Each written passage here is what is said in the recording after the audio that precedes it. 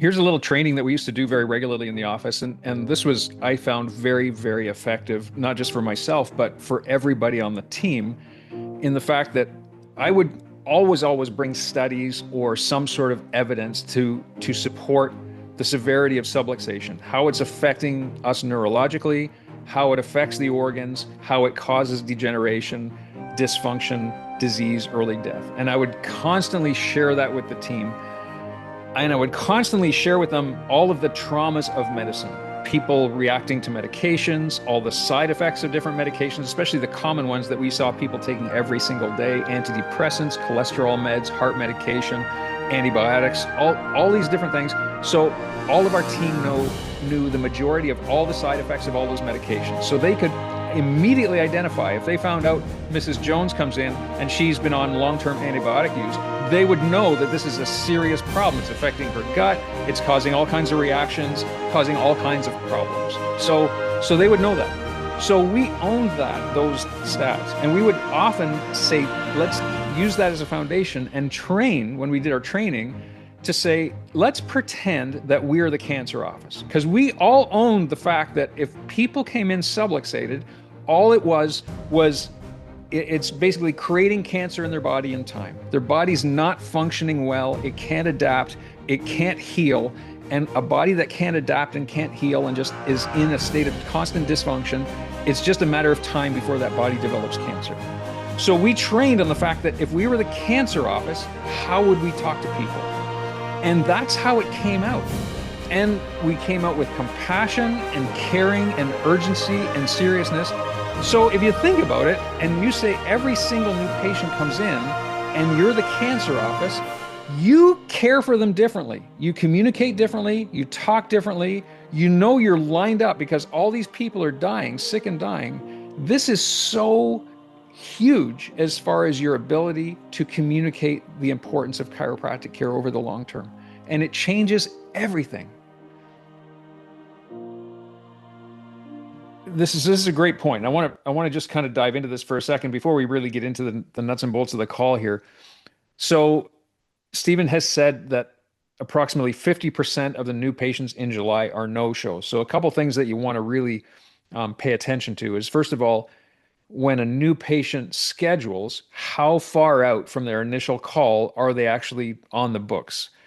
So ideally, we want to receive a call or some sort of inquiry from a new patient, and ideally that patient should be scheduled on the books within 48 hours. If it's a Friday, and you're not in Saturday, it should be Monday at the latest. So that's one thing to think about. If you're scheduling more than 3, 4, 5 days or a week out for new patients, that's not a good idea because the urgency just drops. And a lot of people forget and, oh, they start feeling better after 3 or 4 days and, oh, it's not necessary. And then, of course, you get no-shows. And then all the details. So when they schedule, you get them on the books, they get their reminder message or their automated text messages or however you do it in your office, whether it's a live phone call, whether you're using an AI bot, whatever it is you're doing, they're on the schedule. But are you getting their paperwork? So are they engaged? Do they get their paperwork right off the bat? Like typically the day that they schedule, are they getting their paperwork? And have you committed them to sending that in by a certain date? Like if their appointment's tomorrow, they need to have the paperwork in by today because the doctor needs to review that paperwork before they come in. So, and again, it's just the whole purpose is creating urgency. And then even you go beyond that and say, okay, well, I've got the paperwork, they filled it out. I'm going to have somebody go through the paperwork, whether it's a doc, an associate, a team member, make highlights, address the concerning areas, and then even make a pre-day one phone call to that person saying, I've gone over your paperwork. Here's my concerns. Or how is this affecting your life? So getting the hotspot button and then creating the hope. What would this look like? If we can get to the root cause of what's actually causing this problem, what would your life look like afterwards? So there's all these little tidbits and points that you can put into that process to minimize those no-shows. And if you're doing all that, then obviously we can blame it on some or external circumstances, but I would say at least cover the bases on the inside.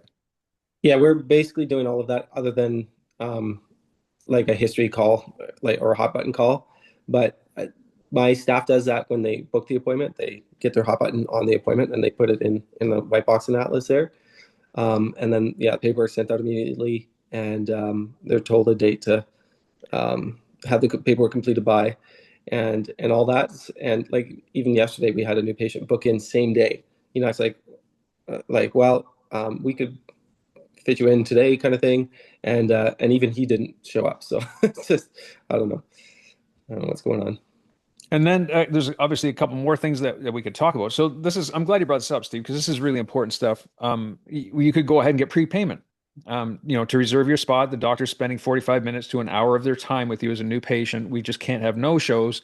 So if there's any chance that you need to cancel or you need to miss this appointment, you need to give us 24 hours. We're going to take a deposit. It's a non-refundable deposit, whatever that might be. Maybe it's half the cost of the visit or whatever it is. So again, you're just engaging that person. There's some sort of commitment there. Yeah, that's maybe what we have to do, to be honest. Mhm. The whole idea, and this is why Brian and I talked yesterday, and we wanted to build on what we talked about last week with our closings, in that we have to put all the things into our office and our systems and our procedures to create good patients. So let's take a step back and assume that everybody that comes into our office, every single new patient, whether they're referred, whether they're from marketing, if they come from a talk or some sort of a dinner or however they came to our office, let's just assume they're all flaky. Let's assume they all have no money. Let's assume they all have low priorities. They just want a quick fix. They don't want to pay anything.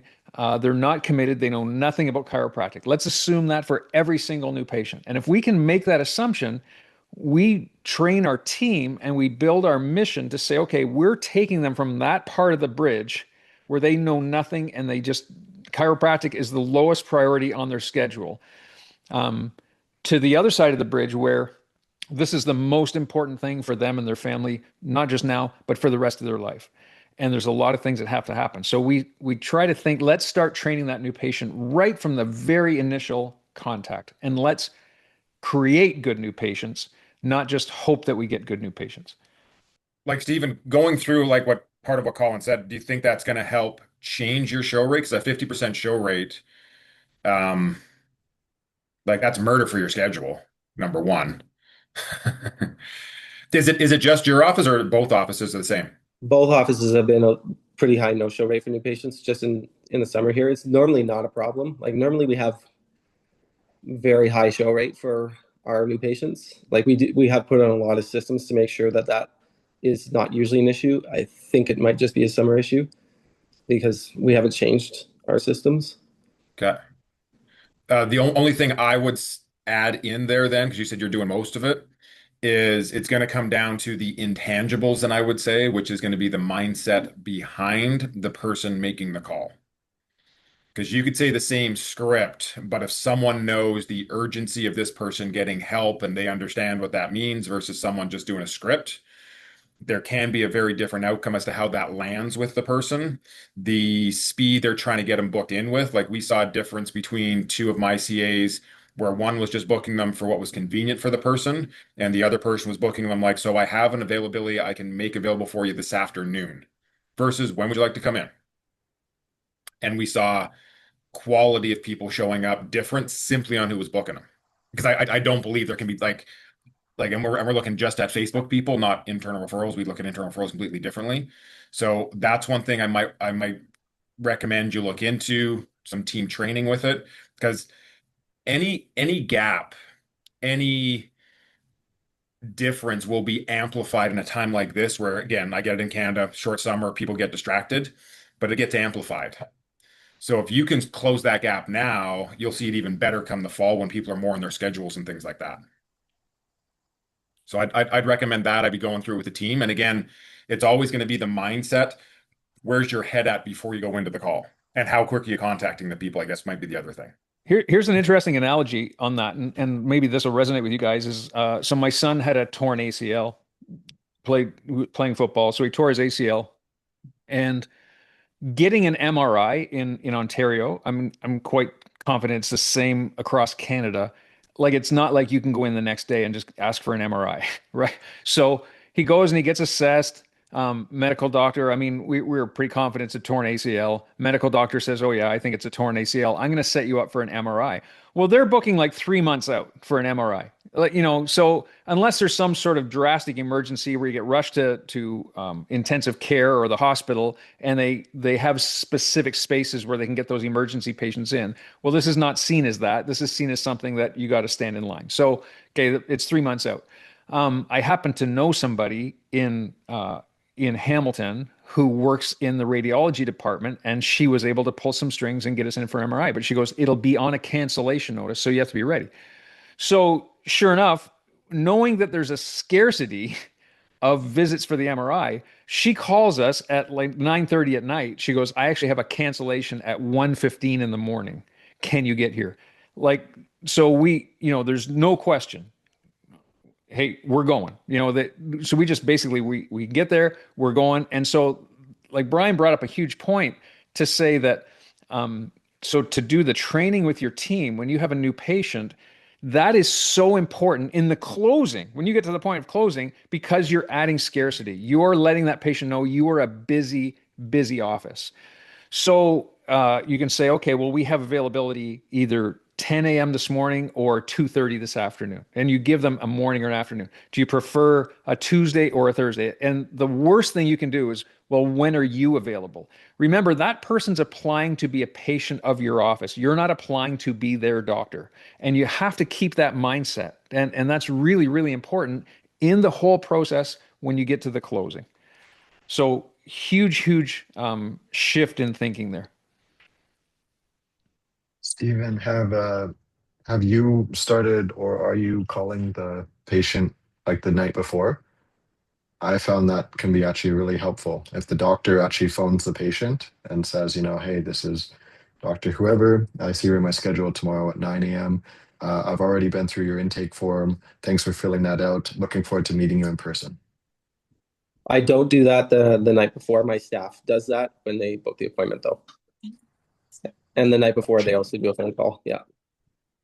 Let's talk a little bit about just generally about stats. So, Stephen, I mean, that's a great way to start as far as new patients and show up rates for day one. So let's talk about, so here, I want you guys to think about something. Let's say, so if you, and again, I'm going to go back and say, if you're not taking detailed stats, here's a sign. If you're waiting for a sign, this is it. Here's a sign to start taking detailed stats. Put a staff member in charge of it. And it's very simple that if you, and again, what we did, it worked really well. It was maybe a little archaic, but it worked really well. Is that there was this legal clipboard that one of my team members had, and she owned it. Diana, she owned it, and she would have this legal paper, and it was graph paper, and each page was a month. And she would write down, okay, April, May, June, and she would write down all of the new patients that came in April. So we would know exactly the number of new patients, everybody that entered into our office for a day one in April. And she would follow through with it to say, okay, well, did they make it to day two? And she would write the date of their day two. And it would be like a spreadsheet across the page. Did they make it to day three? Did they sign on? Did they get their home care kit? Did they make it to first re-exam? So let's think about this. All the day ones, they come into your office. Day two should be the next day. It should absolutely be the next, like, unless there's some unforeseen circumstances where that person just can't make it, there should be enough urgency created on day one, no matter what the condition, no matter what the symptom, no matter what the presentation of that person is. If you found subluxation, it has to be the next day. So it's got to be within 24 hours. And it's only that if the person says, oh, I can't make it, I'm out of town tomorrow, I work 16 hours at that fire station, whatever it is, okay, then I've made it very clear to you, it has to be the next day. We'll make an exception and make it the day after. Like that's the only, and it has to be put that way and that serious. So then you create day two, you create the urgency for day two. And then at the end of day two, you've created so much concern. This is worse than what they thought. On a scale of 1 to 10, you're a 9 out of 10.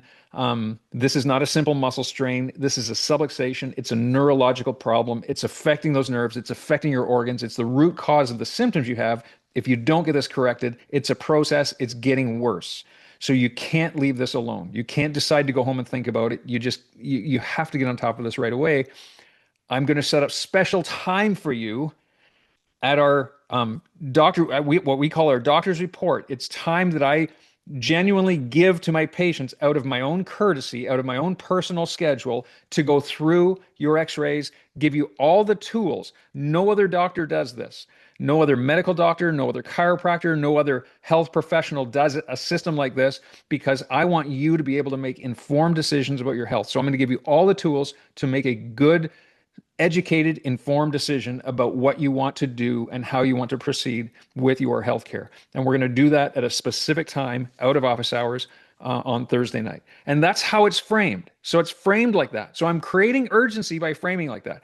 And so we're going to go through everything that you need to know about this specific problem, the subluxation problem that's affecting your nervous system, that is the root cause of your symptoms, that's affecting your organs, that's causing degeneration, dysfunction, disease, early death. Okay, so you're gonna know all that, and we're gonna give you specific recommendations on how to get this corrected, how long it's going to take, how much it's going to cost, all these different things. Most people want to bring somebody with them. Is there somebody you'd like to bring with you to see your exam findings and help you to make a good decision with this? Oh, your spouse? Okay, well, we'll reserve time for your spouse as well. And again, that's how it's all framed. It's not like we're setting the stage of what has to happen for them to make a good decision. And then, so the doctor's report is set up and it's framed that we've reserved this time for you. This is personal time out of the doctor's time. If you, for some reason, you can't make it, let us know. We will reschedule it. Don't just show up and think you're going to get adjusted and not stay for the doctor's report. It doesn't happen that way. When you come, we're going to be talking about the time commitment. We're going to be talking about the financial commitment so you can make a good decision about what's going forward. So if you have insurance questions, bring your insurance with you. If you have financial questions, write them down, bring them with you. We'll address them all that time so you can make a decision and make your first payment to get started that night. It's free. It's again pre-framed that way. So we're setting them up for an easy closing. Like I'm not waiting to the last day to say, "Hey, would you like to start?" and getting all those objections. We try to manage them first. Couple things there, and I'd love to get into where you guys are, where you see the gaps in your stats. I know we sent a message to the group. I texted a lot of the people that I coach personally, bring your stats. We want to create real solutions here. For most of you there, this is where the gap is that could radically transform your practice. You're doing no more work, but you're getting a way bigger result. From an impact piece, which is the heart piece, also from a financial piece, which then makes everything else in life or what you can engage in your office way easier. So from a stat point of view, what you really want to be looking at is like what Stephen just touched on first, like 90% of the people who book for day one, they should be showing up or there's some sort of gap. We need to be like if we're not like 87 or better, we know there's an issue.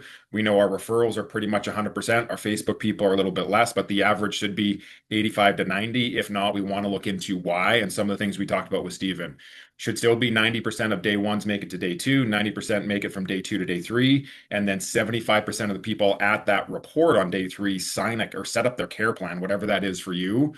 That gives you a 60% conversion from day one, which would be considered reasonable. If things are falling off, we want to look at, so where is the gap? I'm also going to say, and we'll talk about this depending on where you are, if you're great all the way through, but it's just getting people onto care plans, it's not necessarily just your DR, just your day three. It might be how you're setting them up, prepared to make a decision on day three, kind of what Colin touched on a bit. The other piece I want to touch on just real quick is based on experience and certainty, sometimes that doc can get away with things that younger, less experienced, less volume-driven doctors can. And this is where wording becomes more important. And I've seen this a lot in my practice. So if you've been in practice a long time, you see over 300 a week as a rough number, there's certain things you may get away with in your verbiage, your scripting, whatever you want to call it, that because of the certainty that walks into the room goes okay. I would really evaluate that if you're running with other doctors or if you're younger in practice, seeing less volume. I would really start to look at this. One of the things that Colin just went through on day two, one thing we changed that I worked on with my associate docs, it made a huge difference for them for whatever that reason. But when we were describing the doctor's report, it's a special time that we set aside to go through all of the information to answer the questions you have so you are back in control of your health. So we just positioned it's all them. Not like this is what's going to happen, just to answer all the questions that you have so you can be put back in control of your health. For whatever reason, that little change in wording my associate said had a lot more people just before they even explained what it was or when it was going to be, nodding and in agreement. So it wasn't just the certainty piece, it wasn't just the experience piece walking in. It's that they felt that this thing was actually designed for them. So little things like that I'd look into, especially if there's multiple docs in your office, where certain docs get different results than others. I'd start looking at these little pieces as well. So Steve just shared his stats in the chat there, which is fantastic. This is good. So, and here I want to give you guys, again, this is a different perspective here when we talk about stats. And I told you about our CA who kept the stats.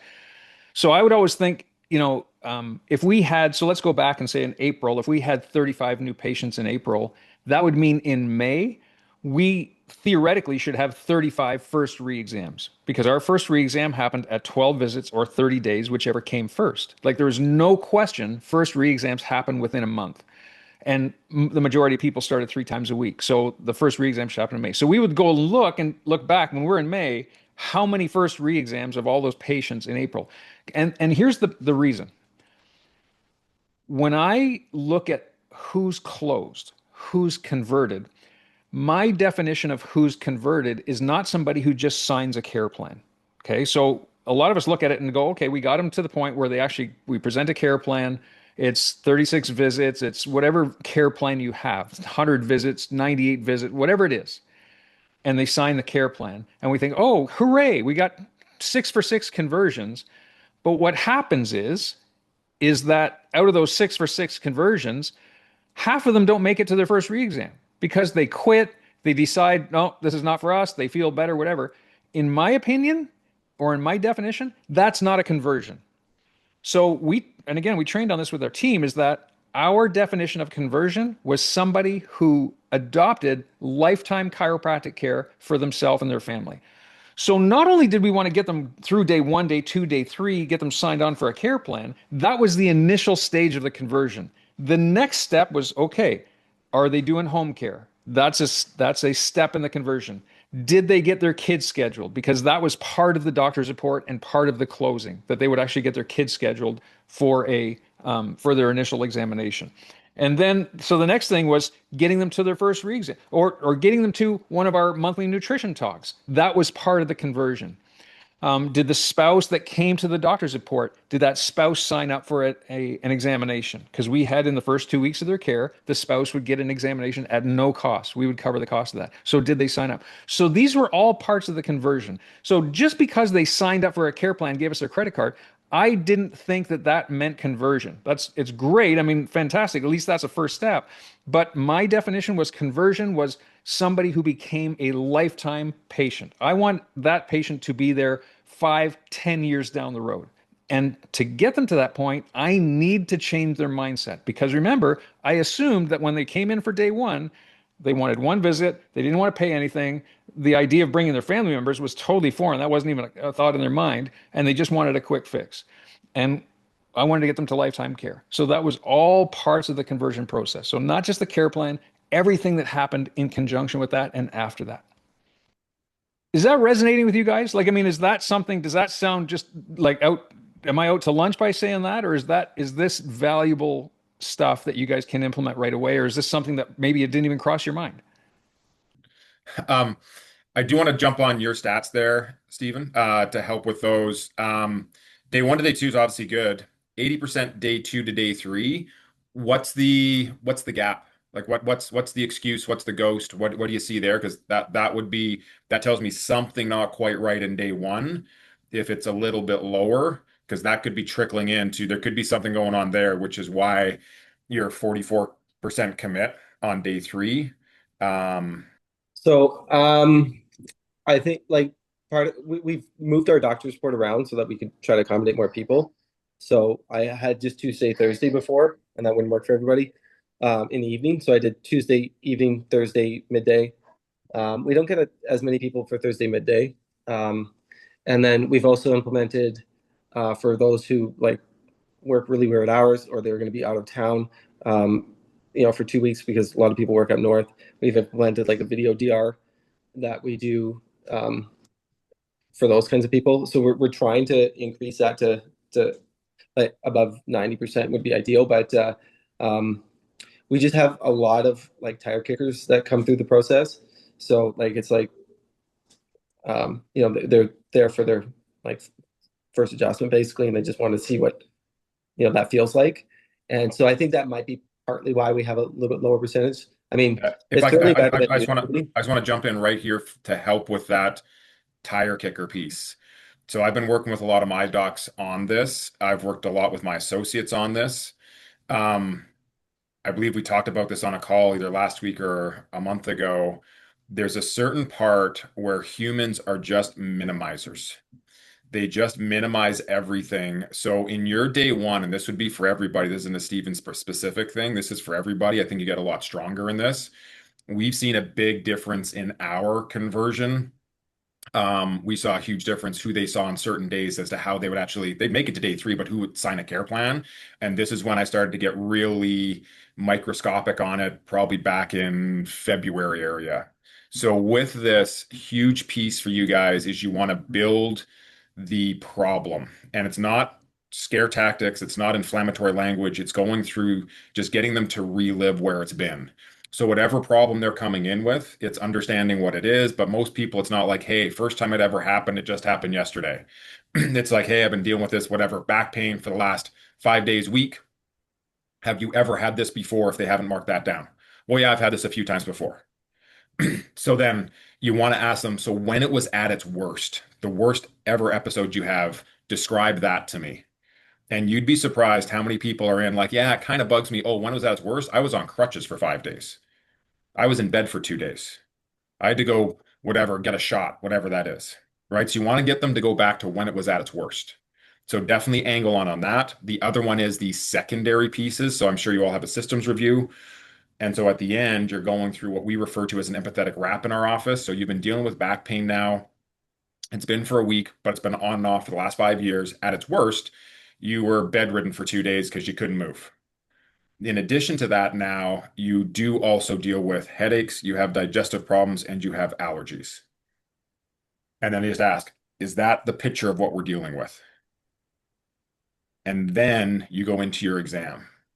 Because most people, like when they start to sit back, in my experience, when they start to sit back and be like, they're like, yeah, there's a lot going on, right? Like I can tell you just a day one we had, what was it, Tuesday, day two was yesterday.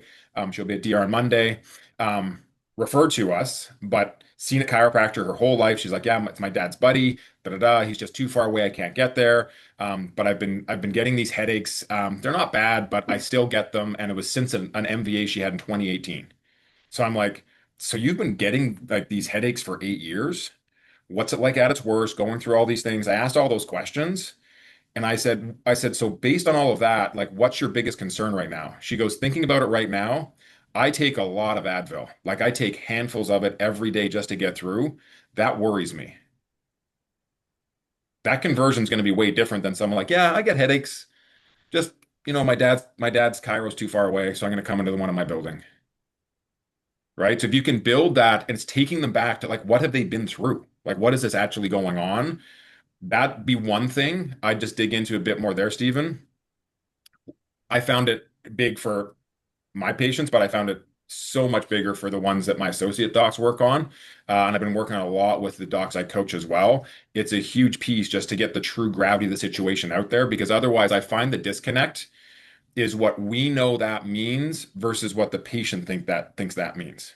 Right. So if you can start to close that gap, then it's more like just hand holding and guiding through the process versus you trying to feel like you're pulling them through the process. Here's a little training that we used to do very regularly in the office, and this was I found very, very effective, not just for myself, but for everybody on the team, in the fact that I would always bring studies or some sort of evidence to support the severity of subluxation, how it's affecting us neurologically, how it affects the organs, how it causes degeneration, dysfunction, disease, early death. And I would constantly share that with the team, and I would constantly share with them all of the traumas of medicine, people reacting to medications, all the side effects of different medications, especially the common ones that we saw people taking every single day: antidepressants, cholesterol meds, heart medication, antibiotics, all these different things. So all of our team knew the majority of all the side effects of all those medications. So they could immediately identify if they found out Mrs. Jones comes in and she's been on long-term antibiotic use, they would know that this is a serious problem. It's affecting her gut. It's causing all kinds of reactions, causing all kinds of problems. So they would know that. So we owned those stats, and we would often say, let's use that as a foundation and train when we did our training to say, let's pretend that we are the cancer office. Because we all owned the fact that if people came in subluxated, all it was it's basically creating cancer in their body in time. Their body's not functioning well. It can't adapt. It can't heal. And a body that can't adapt and can't heal and just is in a state of constant dysfunction, it's just a matter of time before that body develops cancer. So we trained on the fact that if we were the cancer office, how would we talk to people? And that's how it came out. And we came out with compassion and caring and urgency and seriousness. So if you think about it, and you say every single new patient comes in and you're the cancer office, you care for them differently. You communicate differently. You talk differently. You know you're lined up because all these people are dying, sick and dying. This is so huge as far as your ability to communicate the importance of chiropractic care over the long term. And it changes everything. And that mindset piece is huge. Stephen, to answer your question, it's before. So it's a part of the history. So literally like the step is like whenever you get their symptom, like their major concern, you then go into asking them if they haven't already put it like recurrent or whatever, ever had this before? Is this the very first time? And then if they've had it before, describe like, so when was that its very worst, like the worst time ever? Describe that one to me. And then you're going to get the details on that. You then ask again, you should have those just for confirming. So in addition to this, now you also have da da da da da da da, right? We like to go into, so, and you're like, for this one, it was an architect. I'm like, so you're an architect. So I imagine you sit at a desk at a computer a lot. Yes, I do.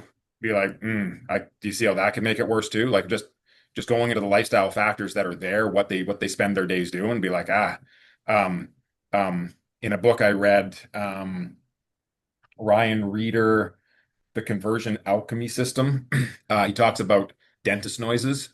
So it's like even when you're doing the exam or they're talking, he said if the dentist is looking in your mouth and they're like, there's been no actual conversation, but you as the patient, like, well, that's not good.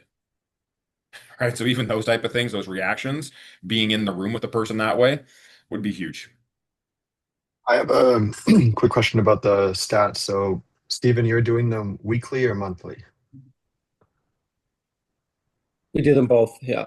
So we use the stat tracker on Google Sheets from ML, and we've added a couple things to it, but it tracks weekly numbers, total day ones, day twos, threes, DRs, DR commits, rec and FIs, total commits, total collections, point of sales, insurance, collected, cash collected, maintenance reports, resigns, discontinues, reactivations, and missed visit percentage, all in one kind of chart. And then we have a monthly one below it as well too. So it tracks the max weekly patient visits, day 1, 2, 3, or yeah, day 1, 2, 3s, new patient conversions, and then all the point of sale, insurance collected expenses, total collections, and then also unique patient visits and total patient visits, visit care average, cost per visit, profit per visit, and products sold.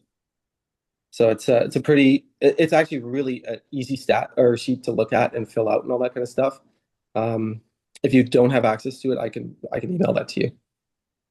Yeah, do you mind just obviously not with your stats in it, but if you could just share the template with me, that'd be awesome, just so I can have a look at it. Yeah, Me for sure. too, Stephen, if you could actually send that too. And one more question. Like you're using Atlas, right, as a patient booking system? Yeah. Does that connect? So does it do it automatically? No, I have a staff member fill out the stat sheets.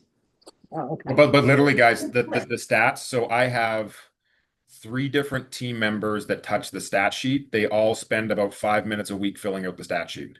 It's just what's happening, but it's tracking it somewhere. The key to this, Graham, is you do want to know where you are on a monthly basis, because that's the bigger one. But if you don't look at it and review it on a weekly basis, if anything's not on track, you have no chance to fix it before the month's over.